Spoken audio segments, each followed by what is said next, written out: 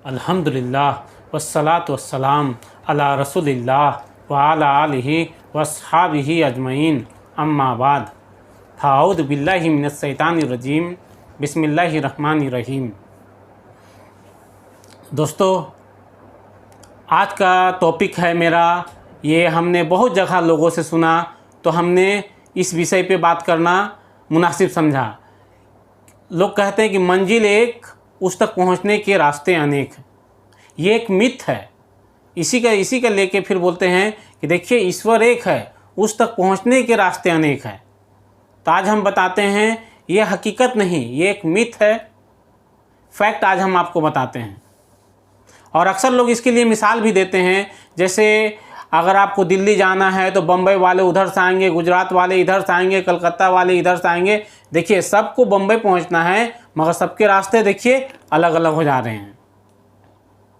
इसको स्केच के थ्रू भी इस तरीक़ा से बताते हैं, जिस तरीक़ा से ये हो गया एक चौराहा। इस चौराहा सबका एम, इस मंजिल इसका ये गोल चक्कर है, यहाँ पहुँचना। चारों दिशा से लोग आ रहे हैं तो इस तरीक़ा से। मगर आज हम इसको क्लियर करते हैं। देखिए इसी में राज छिपा हुआ। जो चीज़ गलत होता है, जो असत्य होता है, तो असत्य अपने आप झलकता है। बस उस पर गौर करने की बात है। हमने उनकी मिसाल पे ही गौर किया और ईश्वर की कृपा से हमें वो ज्ञान प्राप्त हुआ, जिसको हम मिथ साबित करते हैं। देखिए ये जो सर्कल देख रहे हैं आप, इसमें क्या है कि दो आदमी इधर से, दो आदमी इधर, पूरब पश्चिम उत्तर दक्षिण दो आदमी जा रहे हैं। देखिए सबका मंजिल ये सर्कल है, मगर सबका रास्ते क्या हो गए, अलग हो गए। ये मिसाल देते हैं। फिर हमने गौर किया तो देखिए इसमें क्या क्या खामी है या कहाँ पर मिस्टेक है, उसको पकड़ने की बात है। देखिए ये दो आदमी पूरब से पश्चिम उत्तर दक्षिण, इन लोगों का रास्ते क्यों अलग है? आप अगर गौर करेंगे, तीन लोगों ने, सबने जर्नी अलग अलग जगह से शुरू किया है, जिसकी वजह से इन सबके रास्ता अलग अलग हुआ है। दो आदमी पूरब, दो आदमी पश्चिम, उत्तर दक्षिण दो आदमी निकले हैं। इसीलिए अब हम इसी मिसाल में देखिए, इसी मिसाल में जवाब है। अगर दो दो चार दो छः दो आठ आदमी है टोटल, दो आदमी आ रहे हैं। ये आठों के आठों आदमी अगर ये पूरब यहाँ से शुरू करते तो कितने रास्ते होते सबको इस गोल चक्कर पहुँचने के लिए? विदाउट डाउट कितनी? एक। फिर इसी को अगर हम इस तरफ से लेते हैं, उत्तर की तरफ से लेते हैं, आठों आदमी यहाँ से शुरू करते हैं तो कितने रास्ते से? विदाउट डाउट एक।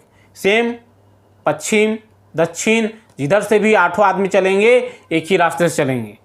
उसी तरीक़ा से है, हम पूरे मानव जाति इस भूलोक में हैं, इस संसार में हैं, इस दुनिया में हैं, और हमको और आपको जाना है परलोक, जिसको आखिरत बोलते हैं, हेयर आफ्टर बोलते हैं। तो देखिए हम पूरी मानव जाति एक ही स्टेशन पे खड़े हैं और हमको जाना एक ही स्टेशन है।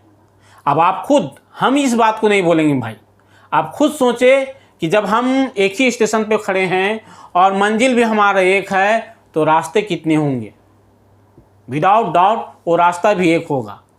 जब हम लोगों को ये बताना शुरू किया तो आज तक हमें कोई उस बुद्धिजीवी टाइप से हमको नहीं मिला जिन्होंने ये काउंटर किया। तो अच्छा, आप तो बता रहे हैं कि मंजिल एक और उस तक पहुंचने के रास्ते भी अनेक हैं, तो फिर वो रास्ता कौन सा है? ये सवाल शायद ही किसी ने नहीं किया, कि शायद कोई एक किए होंगे। तो वो रास्ता एक है कि अगर वो ईश्वर एक है तो उस तक पहुंचने के रास्ते एक ही हैं। क्या है वो? ईश्वर को सबसे पहले तो उस ईश्वर को, उस मालिक को मानना, उस मालिक को मानना और ये जानना कि भाई इसने हमारे लिए कर्मों का फल के तौर पे स्वर्ग, ये नरक, जन्नत, जहन्नम या हेवन हेल बना के रखा है। ये दो चीज़ जब हम किसी चीज़ को मानेंगे नहीं तो फिर उसके प्रति कुछ करेंगे भी क्या? जब हमको यकीन है कि हाँ भाई वो मालिक है, वो ईश्वर है और उसमें कर्मों के फल के रूप में स्वर्ग, नरक, जन्नत, जहन्नम बना के रखे हैं, तो हम एक एक कर्म करेंगे, सोच समझ के करेंगे।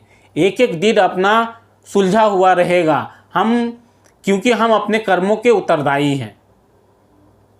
जब एक एक का ये तो इसी हो गया, ये पहला पॉइंट हो गया कि वो मालिक एक है और उन्होंने स्वर्ग नरक बना के रखा है कर्मों के फल के रूप में। दूसरा सत्य है कि पुण्य कर्म सिर्फ आस्था, यकीन पे या बिलीफ पे काम नहीं चलने वाला है। आस्था, यकीन, बिलीफ के साथ साथ आपको पुण्य कर्म करना होगा, तब जाके इक्वेशन समीकरण पूरा होता है। और इसके अगर ये दो चीज़ अगर रहे तो यही दो चीज़ वो एक रास्ता है जो आपको मंजिल तक पहुंचाएगी। उम्मीद है मेरे भाइयों आप लोग को समझ में आया होगा और आगे अपनी किताबों का अध्ययन करेंगे। व आखिरी दावाना अनिल हम्दुलिल्लाहि रब्बिल आलमीन।